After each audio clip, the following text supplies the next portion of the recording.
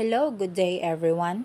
This is Angelica Rosal and I am the first reporter of Group 4. For today's video, we are gonna tackle and discuss the chapter 4, which is language and culture. But before we start, let me introduce first my group mates. We have Hernis Angelica Sebastian, Kent Sahulga, Sherilyn Pineda, and Mary Cristel Perpinosas. According to Lev Vygotsky, a language is not just words. It is a culture, a tradition, a unification of a community, a whole history that creates what a community is. It's all embodied in a language. Language is the basis of Vygotsky's ideas on social interaction. The development of speech occurs in three stages: external, egocentric, and inner speech.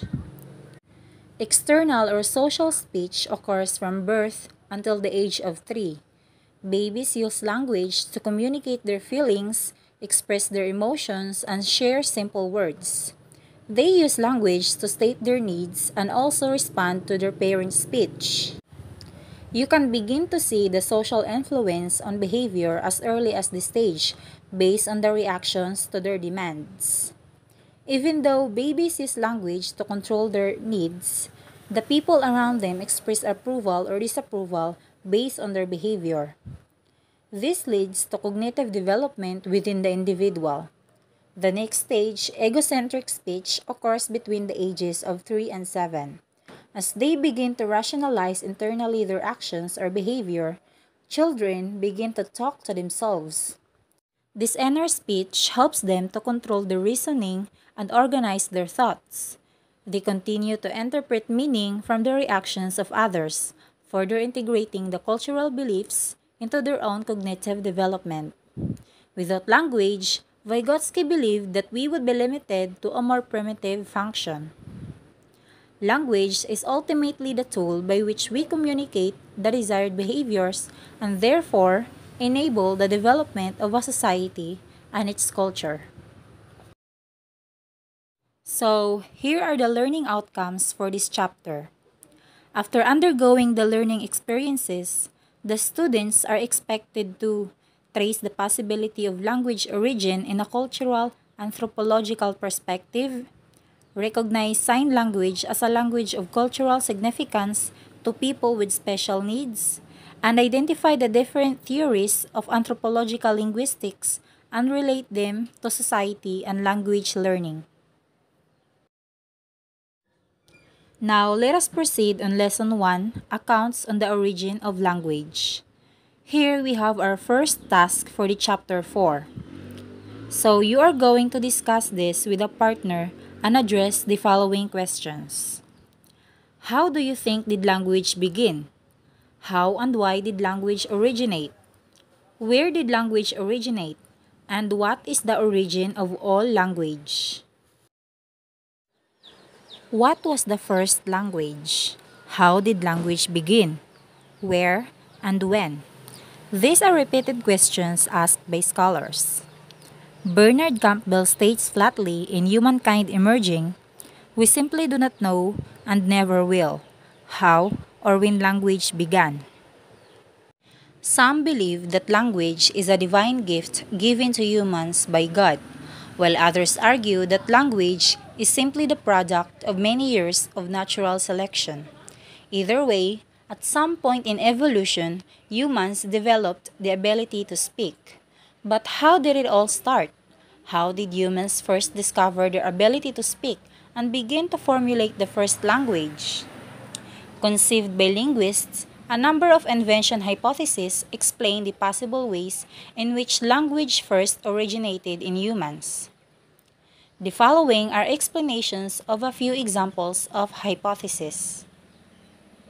First, we have the Bow Wow theory. This is based on the ideas that humans imitate the sounds of the animal's call. So, according to this theory, language began when our ancestors started imitating the natural sounds around them. The first speech was onomatopoeic, marked by echoic words such as moo, meow, splash, cuckoo, and bang. However, relatively few words are onomatopoeic, and these words vary from one language to another. For instance, a dog's bark is heard as aw aw in Philippines, ham ham in Albania, and wang wang in China. In addition, many onomatopoeic words are of recent origin and not all are derived from natural sound. Next, we have the poo-poo theory. This arose with the idea that people make instinctive sounds. So this theory is also called interjectional. And here, speech comes from automatic vocal response to pain, fear, surprise, and other emotions such as love, shred, or guts. However, no language contains very many interjections, and those noises that we all do make based on the stimuli of sneezes or hiccups cannot demonstrate a common linguistic nature between peoples. Third, we have the ding-dong theory. This is based on the notion that people react to the world and make sound symbolism, and words are inherent with what they describe. This theory, favored by Plato and Pythagoras, maintains that speech arose in response to the essential qualities of objects in the environment. However, apart from mere instances of sound symbolism, there's no persuasive evidence in any language of an innate connection between sound and meaning. Now, let's go to the Yu-Hi-Ho theory. This is based on the proof that humans create rhythmical grunts which later developed into chants to address physical environmental needs. So this theory claims that language came from the sounds made while doing hard work. It proposes that languages and speech started with grunts, groans, and snort as well as chants and rhythmic sounds that the earliest peoples used to coordinate their movements as they worked together to accomplish a formidable task. But though this notion may account for some of rhythmic features of the language, it doesn't go very far in explaining where words come from. Lastly, we have the Lala theory. The romantic side of human life is the sole factor that is responsible for the creation of language. This theory is also called the sing-song theory, and it claims that speech originated in song, play, laughter, and other aspects of romantic side of life. It also argues some of our first words were long and musical rather than short grunts some theories suppose we started with. However, as David Crystal notes in How Language Works, this theory still fails to account for the gap between the emotional and the rational aspects of speech expression. Now, let us proceed to genetic mutation of Chomsky. But before we tackle this theory, let us know first who is Noam Chomsky. Avram Noam Chomsky is an American linguist, philosopher, cognitive scientist, historical essayist, social critic, and political activist. He is also known as the father of modern linguistics and is also a major figure in analytic philosophy and one of the founders of the field of cognitive science. His work from the 1950s revolutionized the field of linguistics by treating language as a uniquely human, biologically based cognitive capacity. The aforementioned work is the genetic mutation of Chomsky. Noam Chomsky postulates in his theory that language was created from a genetic mutation from one of our human ancestors.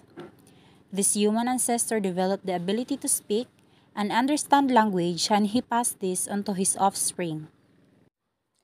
This controversial hypothesis leads to the conclusion that our modern language capacity emerged instantaneously in a single hominin individual, who is an ancestor of all modern humans. Chomsky also believed that language is innate, or in other words, we are born with the capacity for language. So, this would be the end of our discussion. The continuation of this topic would be discussed by the next reporter.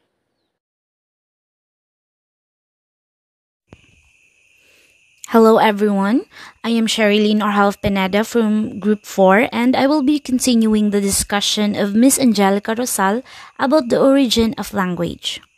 Here we have the vocal grooming of Dunbar. From grooming to gossip, here is Reuben Dunbar's theory.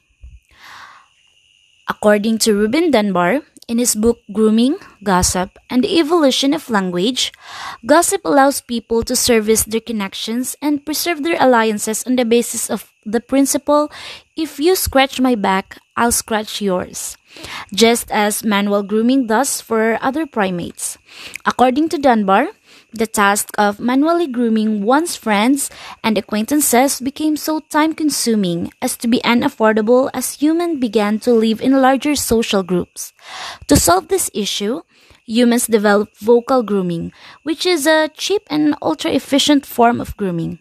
One that just needs to use inexpensive speech sounds to groom allies in order to maintain their happiness, allowing both hands free to perform other tasks. Vocal grooming then evolved into vocal language, initially in the form of gossip. Dunbar's hypothesis appears to be supported by the fact that language structure exhibits adaptations to the function of narration in general. Critics of this theory point out that the very effectiveness of vocal grooming, the low cost of words, would have undermined its ability to convey commitment of the kind conveyed by time-consuming and expensive manual grooming. Another criticism is that the theory offers no explanation for the crucial shift from vocal grooming, the creation of pleasant but meaningless sounds, to the cognitive complexities of syntactical speech. Our next theory, or hypothesis, is putting the baby down hypothesis by Dean Fowlkes. The basic idea behind Dean Fowlkes' putting the baby down theory is that evolving human mother, unlike their counterparts in other primates, were unable to move around and forage with their infants clinging onto their backs. This meant that vocal interactions between early hominid mothers and infants started a sequence of events that eventually led to the earliest words spoken by human ancestors. Infants in the human scenario have no way to hold on when their fur was lost. Mothers frequently had to put their babies to sleep as a result. These infants needed to be convinced that they were not being abandoned as a result. Mothers responded by creating Motheress, an infant-directed communication system that includes body language, facial expressions, touching, patting, and caressing, as well as tickling, laughing, and emotional contact calls. The claim is that it was via this interaction that language emerged. Our last theory for the origin of language is about William Dwight Whitney's origin of language. So, Whitney thinks that the origin of language is human beings' cries of their feelings. As humans express their feelings and are being understood by others, the use of language began. Also, Whitney believed that in order for humans to produce their natural cries and tones, human beings must use onomatopoetic utterances. Examples of onomatopoetic utterances are animal noises, collision or explosive sounds, movement of water, air or objects, and human sounds. One theory argues that the origin of all languages was the same, but they slowly evolved and made thoroughly different entities, just like the animals did. However, considering the same root for all languages requires more evidence. That's it for my report, and thank you for listening.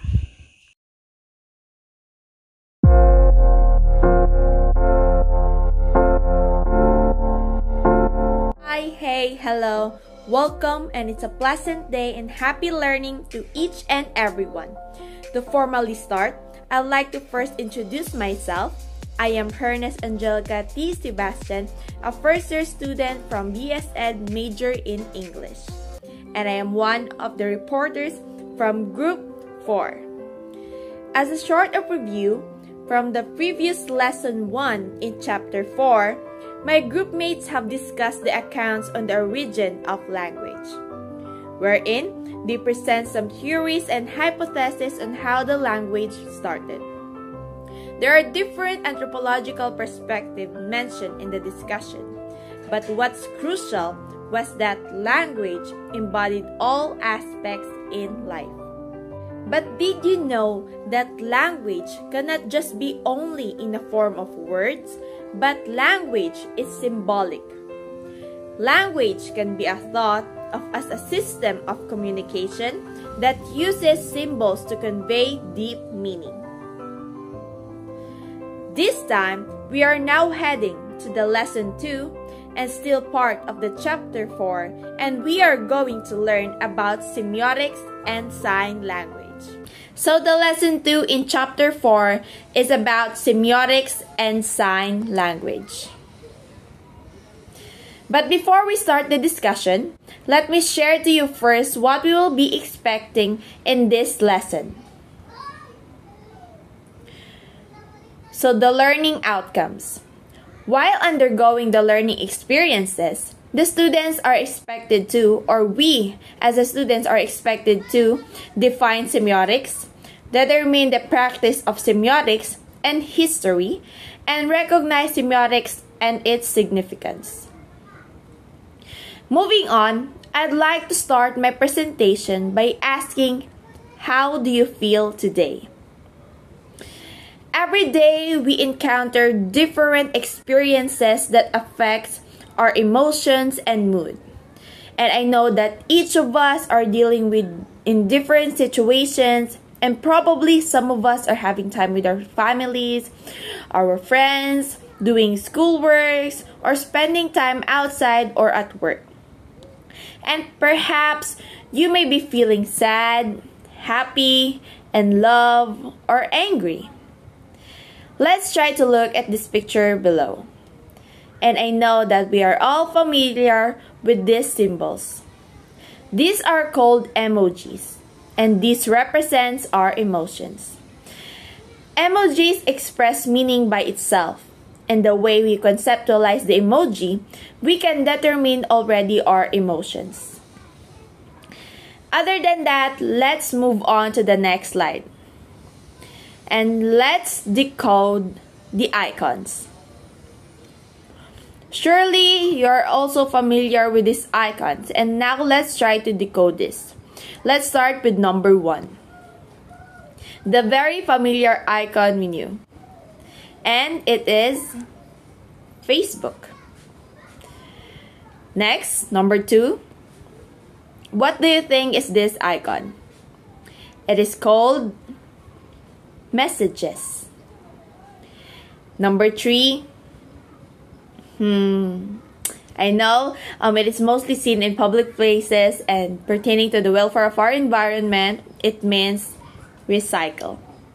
And lastly, the most familiar icon, which we love the most, is the camera.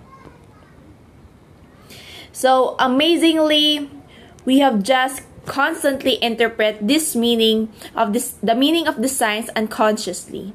And did you know that what does this study is called? It is semiotics.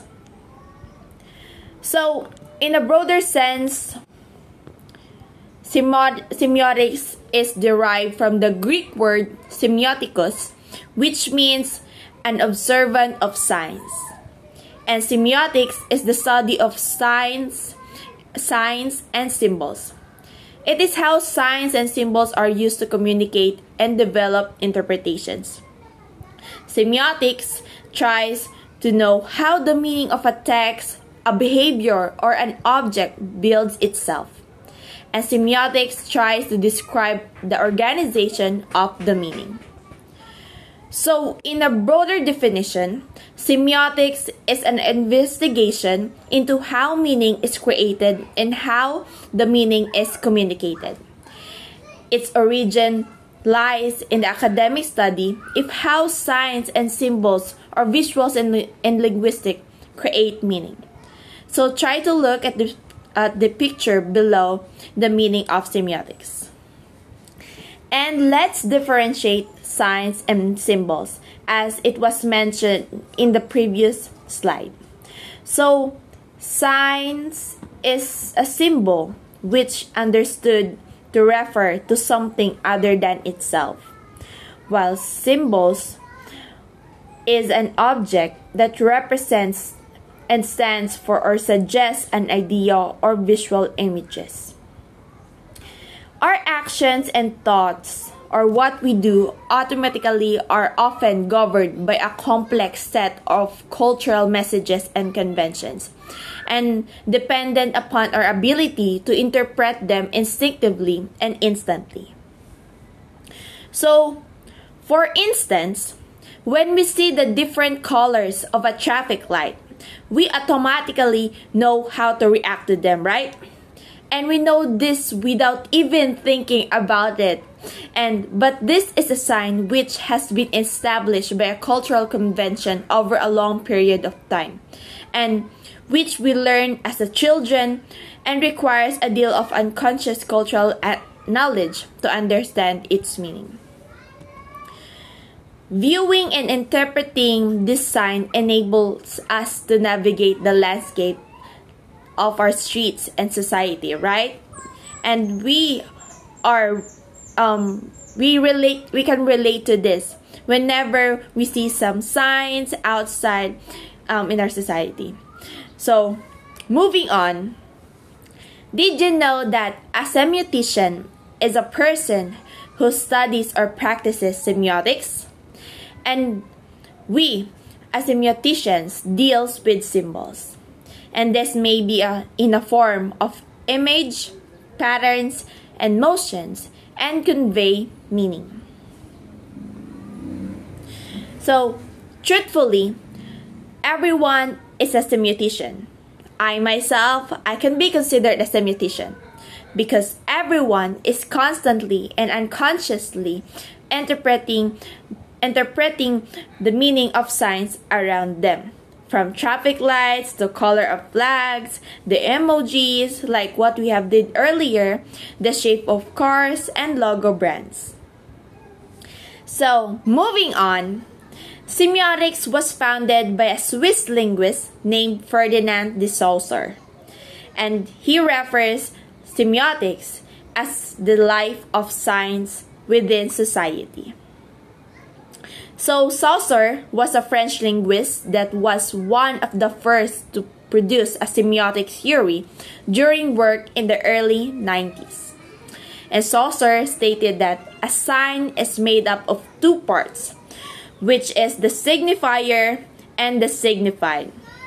A signifier means any motion, gesture, image, slant, pattern, or event that conveys meaning and communities.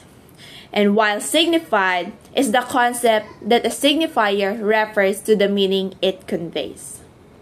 Therefore, for a sign to be considered a sign, it must have a signifier and the signified. So, other than Saussure, there is John Locke, who is an English philosopher who regarded semiotics as the key to the evolution of human consciousness. And he further espoused that language began with signs and that our signs and dyadic meaning is a signature and is tied to a specific meaning. Meanwhile, Charles Sanders Peirce stressed that for one to understand signs, there must be intelligence capable enough to learn from experience. And his concept of semiotics was triadic: sign, meaning, and interpreter. So, moving on, here are the advantages of semiotics. The semiotics takeaways. So, semiotics can help us communicate things through visuals, unspoken and spoken. and some signs are accepted and understood globally, like traffic signs, emojis, and brand logos.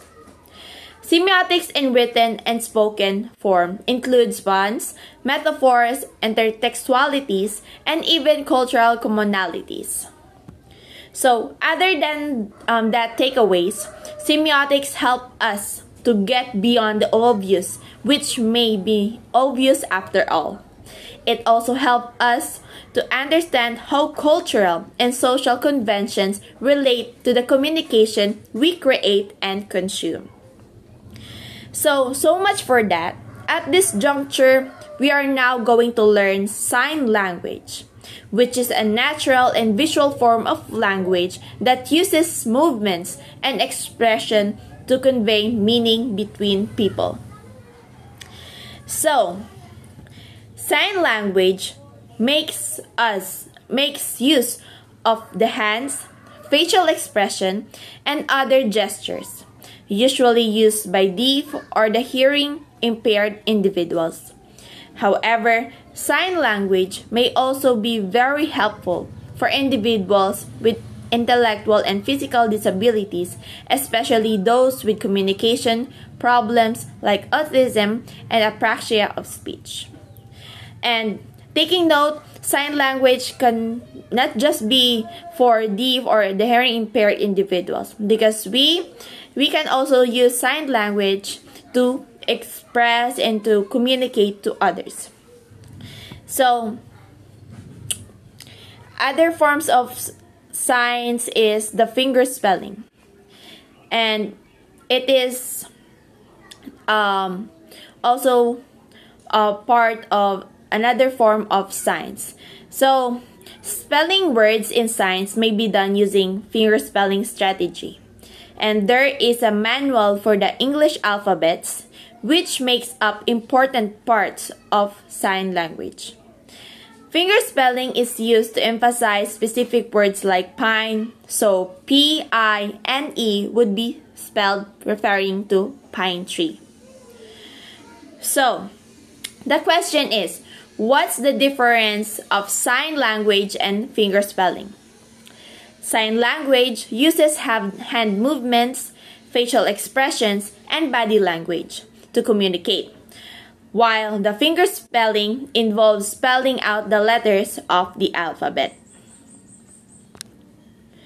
So, what is going on around us are full of signs and symbols.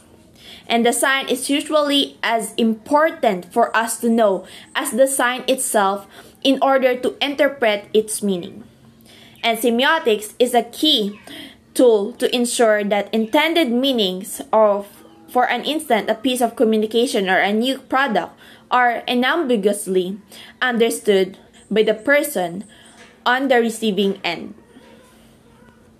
And also, the study of signs and symbols and their use in human communication, referring not only to language, but also to cultural and social elements such as clothing and etc. And in other words, semiotics extend the concept of language to include not only words but many systems of communication. To conclude this presentation, we have just learned that semiotics is a way of seeing the world and of understanding how the signs and symbols present in our society, in which we live, has a massive impact on all of us unconsciously. So that would be all. I hope you have learned a lot from this lesson. And again, this is Ernest Angelica T. Sebastian, your reporter from Group 4. And for the next lesson, my group mates will continue the Lesson 3 in Chapter 4. Thank you and God bless. A pleasant day, everyone. I am Mary Cristel Perpenosas, presenting the Lesson 3, Theories in Language and Culture. Do you believe that language and culture are interconnected? This can be proven by idioms. According to the dictionary, idioms is a term whose meaning cannot be determined from the literal meanings of the words it is made of. It is a widely used saying or expression that contains a figurative meaning that is different from phrase's literal meaning. We use idiom in our natural conversations. There are words or phrases which should not be taken literally. Idioms are very cultural as they are formed from experiences. When one is a master of idioms, we can conclude that he or she is a master of language. These are the examples of idioms. Break a leg means to wish someone luck. This phrase does not mean to break someone's leg. The second example is once in a blue moon. If you are able to understand this phrase, then you'll know that its meaning is rarely or something that doesn't happen often. The third example is take it with a pinch of salt. It means don't take it seriously. At this moment, we will discuss the interconnectedness between language and culture. But before discussing that, we should define first the language and culture. According to Byram 2008, culture is defined as shared beliefs, values, and behaviors of a social group, while the language as defined by Crumbs 2002 is not used not just a tool for the exchange of information, but as a symbolic system with the power to create and shape symbolic realities, such as values, perceptions, identities through discourse.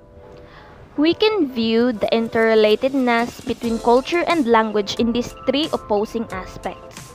The first aspect is language and culture are inseparable since language is closely related to culture. A particular language points to the culture of a particular social group. Learning a language, therefore, is not only learning the alphabet, the meaning, the grammar rules, and the arrangement of words, but it is also learning the behavior of the society and its cultural customs. The second aspect is language and culture are independent because speech is a means of exchanging information which can be used in aspects that are not connected to culture. This could probably mean that not everything on language is about culture and not everything in the culture focuses on language, but it does not mean that one can exist without the other. The third aspect states that culture and language are partly interconnected. Culture and language are inextricably linked.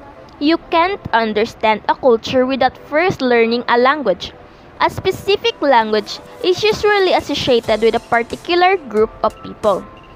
You interact with the culture of the language's speaker when you communicate in their language. Claire Crumbs pointed three ways by which language and culture are related. The first way is that ways of doing things and perception can be manifested through the use and arrangement of words. Considering this, people in society convey culture. The second is people postulate meaning in their daily activities and experiences through language, and thus language personifies cultural reality. The third one is the context of communication where language is used embodies cultural reality and speakers distinguish themselves using their language as their identity. These three statements shows that the relation of culture and language is the way they share human values, realities, and behaviors of a social group. As a conclusion, according to Crumbs, language expresses, embodies, and symbolizes cultural reality. It is a tool for people to express themselves and put significance on their social and cultural experiences and reality with others. Now let's move to culture as part of language. Edward Sapir states that language is a purely human and non-instinctive method of communicating ideas, emotions, and desires, means of voluntarily produced symbols. According to him, these symbols are in the first instance auditory and they are produced by the so-called organs of speech. Speech is a human activity that varies without assignable limit as we pass from social group to social group, because it is a purely historical heritage of the group, the product of long-continued social usage. Karen Risiger claims that Language is a part of culture and a part of epidermal behavior. It is predominantly held that the task of language is to put thoughts into words, to communicate pieces of information, and to express feelings. Language fulfills many other functions, as maintaining a friendly societal relationship between people, such as greeting, expressing words, and etc. In this area of study, Crumbs praised the main function of language in three aspects. The first one is language is the primary vehicle of communication. The second statement is language reflects both the personality of the individual and the culture of history. In turn, it helps in shaping both personality and culture. The third aspect states that language makes possible the growth and transmission of culture, the continuity of society, and the effective functioning and control of social groups. These three aspects tells us that if we endeavor to learn a foreign language, we need to be acquainted with the cultural realities embedded in this foreign language. There must be a distinct way of respecting or expressing gratitude and other appropriate ways of transacting. This will be the end of my report, and the continuation of the lesson 3 will be presented by Miss Kent Sahulga. Hi, good day everyone. I am Kental Sahulga and I am the last reporter for this group. So today we're going to discuss the remaining topic and the continuation of lesson 3, theories in language and culture. So without further ado, let's begin. First, we have language, thoughts, and culture. Benjamin Lee Worth shared his theory on the significance of language in organizing our thoughts.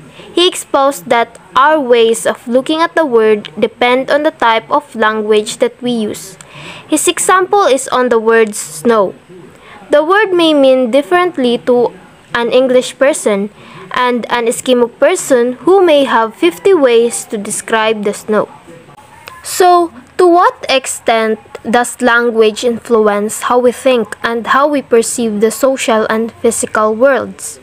People cannot easily understand concept and object unless their language contains words for these items. They explained that language structures thought. Language does influence how we understand the world around us. So, katong example kanina ni Benjamin Lee Worth is the same hold the truth for Bisaya or the Cebuano language. Sa Bisaya, there are more than words to mean eat, or sabi ni Saya, pagkaon. We have a term painit, pamahaw, hab-hab, sima-sima, timo, and etc. So therefore, the language is very cultural. The Cebuano words for eat basically tells that culturally, kita nga mga Bisaya have different ways and practices for eating as represented by the who of the meaning of those words. So what is really the connection of language, thoughts, and culture? Or what is the relationship between them? So language and thoughts includes an element that builds a culture. When compared, the language and culture are two different sides of coins, but it cannot be separated because language is a reflection of the culture and the thought identify of the speakers. Makaingon gud ta nga konektado ang atong language, thoughts, and culture due to the fact nga mauni usa sa rason nganong ma-identify kung asa tagagikan. Say for example mo adto tag Manila, then makabalo ang mga people in that community that you are a Bisaya. So they will immediately think that you are from Mindanao or Visayas. Naka-impluwensya gyud pud ang culture sa atong language o panghuna-huna. It is because if we grow up in that particular community, magdako sad ta nga ginasunod ang ilang culture or even ang language ato pud na siyang ma-adapt. In other words, the influence of language isn't so much on what we think or what we can think about or even what we do think about, rather on how we break up the reality that our language and our thoughts are probably both greatly influenced by our culture. Now, let's move on to culture and its elements. It is undeniable that we learn culture through interactions with people. Culture is not inborn, but rather learned as it is a social product. Words are the best tools of cultural symbols, such as epics, myths, and stories. This helps connect people. Aside from words or language, rituals, beliefs, and Voltaire are essential in the formation of culture. Generally, the elements of culture includes the overall patterns of behavior, literature, and language, prototypes, and other products, human work, and thought. So, culture was defined earlier as the symbols, language, beliefs, values, and material object that are part of the society. Culture is not really inborn. Tanan na katong mga atong beliefs, values, symbols, language, kay dili na siya inborn. Gibuhat na siya sa atong kanununuan, and it passed generations through generations. So, ang mga elements sa culture can connect people. Diba? Every people in the community have different cultures. So, in that way, nadyo na siya mga elements. Say, for example, kanang symbols. Every culture has a symbols. Every culture is filled with symbols, or kanang things that stand for something else and that often evoke various reactions and emotion. Some symbols are actually nonverbal, and while other symbols are in fact material object. So, let's look at nonverbal symbol first. A common one here in the Philippines is kanang pagmamano. We use pagmamano for paying respect to the elders. It's commonly conveys na we respect the elders. So, mauna to, no? Probably all societies have non-verbal symbol. We call it gestures or movements. However, the same gestures can mean nothing sa ubang lugar, ay sa ubang malagi sa ubang lugar, sa labaw na sa kanang sa gawas sa nasod, kay wala man sila yung wala man sila yung culture nga kanang pagmamano, paying respect for elders. Lahi po dito ilaha, lahi po ang ilahang showing of respect to their elders.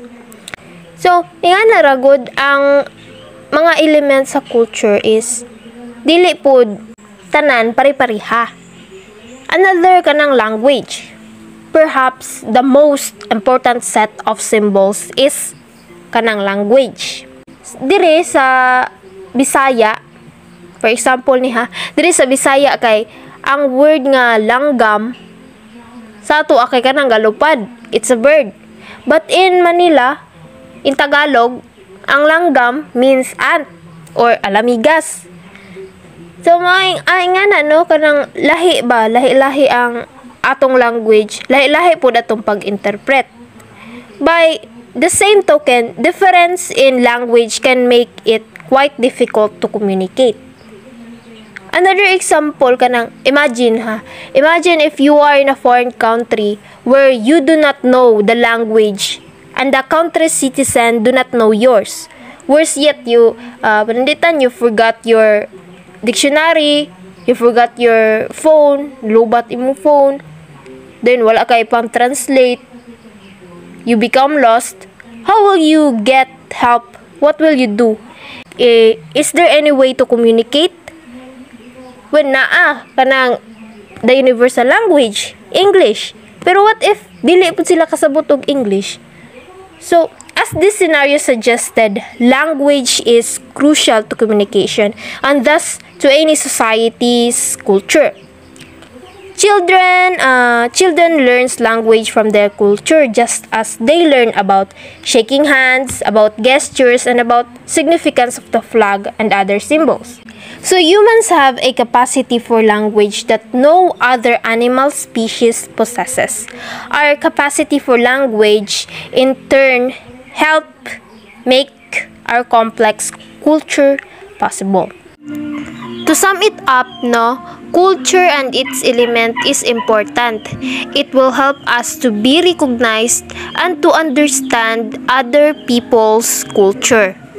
And now let's move on to Vygotsky's theory. Lev Vygotsky, a psychologist, believed that social interactions between and among people are a key element in acquiring knowledge, just like how a child watches and learns from adults. The more experience a child has to imitate, the greater his intellectual skills and language development compared to those with less experience and exposure. Moreover, language and culture are intently interconnected. He believed that every culture has specific dynamics for social transactions. Lev Vygotsky said that language and cultural connections precede learning and cognitive development. According to him, social interactions between people, watching and learning from other speakers, is how a child acquires knowledge or anyone learning a language. For this reason, some children come to school with more cognitive skills because of the culture and environment they live in and the language model they had around them. The more experience children have to watch and model behavior, the greater their cognitive skills and language. Also, Vygotsky believed that each culture has specific tools that are used for social interactions and are specific to each culture. Next, we have Piaget's theory.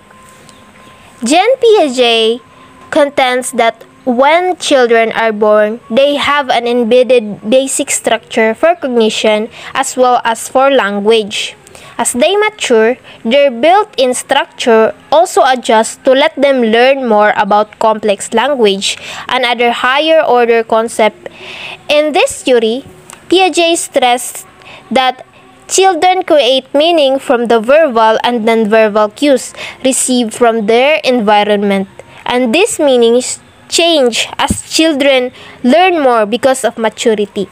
Piaget did not adhere to Vygotsky's idea of emphasizing culture in learning. So, Piaget believed that all children are born with a basic structure for language and cognition, and as children develop, they are able to learn more complex language and concept. In Piaget's theory, children construct both verbal and non-verbal meaning from their environment and culture. Those meanings change as children develop and mature. Piaget had definite age and stage for learning and believed that all children pass through each stage, although they may not all reach the next stage at the same time. So, in contrast to Vygotsky, Piaget believed that children are the most important part of their learning and did not place nearly as a great emphasis on the culture. And now let's move on to the last theory, which is Chomsky's theory. Noam Chomsky is known for his language acquisition device, or LAD, which is built-in box in the brain responsible for creating and learning language. For him, practice is not important, as children never acquire language through it. Furthermore, language structures can change, develop, and evolve given cultural instructions. So, Chomsky believed that children are born with all of the structure necessary to create language and that they instinctively know how to use them. Each child has the ability to acquire further language and structure because the categories of the language already exist within their brains. For Chomsky, children would never acquire language strictly from practice because language acquisition alone does not give a child the tool they need.